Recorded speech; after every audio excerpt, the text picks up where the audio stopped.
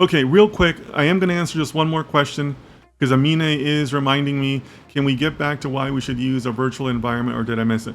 So Amina, great question. Virtual environments are key because they help you segregate the different projects that you're working on. Why would you want to do that?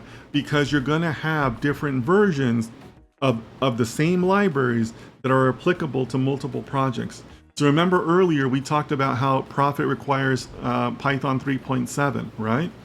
Or maybe you need a specific version of Pandas. Pandas has been changing very, very quickly in the last like 2-3 years, right? Maybe one project requires this version of Pandas and another version of Pandas.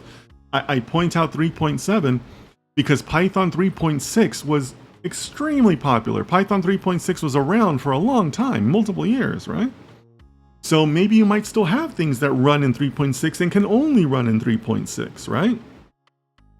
So that's what you should be thinking about virtual environments. They're like individual silos where you can maintain different versions of libraries and they never cross over. So you're never going to, have dependency issues, or, you work on one project but you broke 3 others because you installed a bad version, right? That's what would be happening otherwise. But in a nutshell, that's why you would want to go ahead and use virtual environments, okay? So I hope that helped you.